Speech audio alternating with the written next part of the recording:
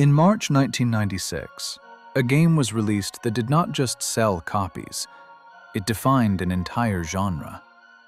Resident Evil, known in Japan as Biohazard, was a gamble for Capcom. At a time when gaming was moving toward fast-paced 3D action, this game asked players to slow down, manage their bullets, and fear the silence. Today, we're looking back at how a troubled production led to the birth of survival horror and the nightmare that unfolded within the walls of the Spencer Mansion. The story of Resident Evil begins with a director named Shinji Mikami. Interestingly, the project started as a spiritual successor to an older Capcom horror game called Sweet Home. Mikami was tasked with creating a horror experience for the new PlayStation hardware, but the path wasn't easy. Originally, the game was conceived as a first-person shooter. However, the technical limitations of the PS1 made it impossible to render high-quality 3D environments at a fast pace. Borrowing a technique from Alone in the Dark, Mikami decided to use pre-rendered backgrounds. This allowed for cinematic, fixed camera angles that looked incredibly detailed for the time, even if the characters were 3D models moving on top of a photo. This technical limitation became the game's greatest strength. By controlling what the player could see, Mikami could hide monsters just around the corner, using off-screen sounds to build unbearable tension. Then, there was the difficulty. Mikami wanted players to feel vulnerable.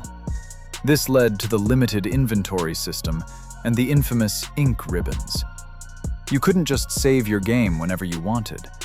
You had to earn your progress. Even the tank controls, often criticized today, were a deliberate choice to make the player feel clunky and panicked when a zombie was closing in. Finally, we have to mention the voice acting. Recorded in a single session with non-professional actors, the dialogue became legendary for its B-movie cheesiness.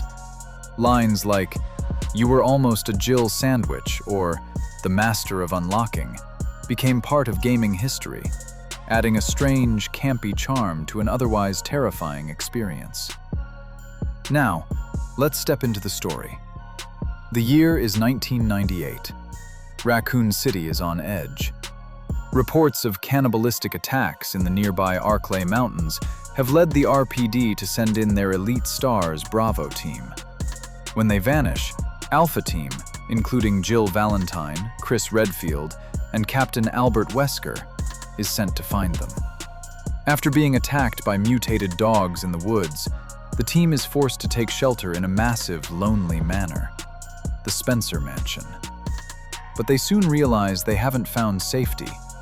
They've found a slaughterhouse. The core of the story is the slow realization that this isn't a ghost story. As you explore the blood-stained hallways, you find journals from the staff. You read about a man named George Trevor, the architect who was trapped in his own creation. You read The Keeper's Diary, where a researcher slowly loses his mind to infection, ending with the chilling words, "Itchy, tasty." The mansion was a front for the Umbrella Corporation, a pharmaceutical giant using the T-virus to create biological weapons. The zombies weren't supernatural.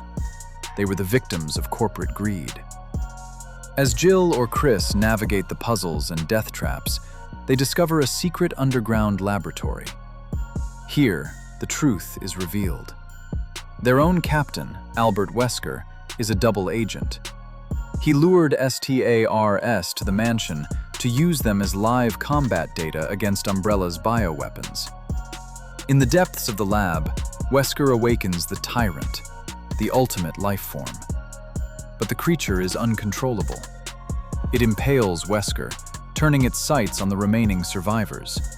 After a desperate struggle and a self-destruct sequence that leaves the mansion in ashes, the survivors escape via helicopter as the sun rises, knowing that their fight against Umbrella has only just begun.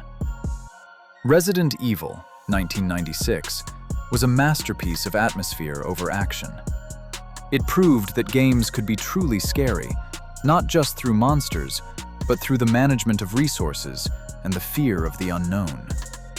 Whether you prefer the original or the 2002 remake, the legacy of the Spencer Mansion remains the foundation of modern horror gaming. The nightmare began here, and for fans around the world, it's a nightmare we'll never forget.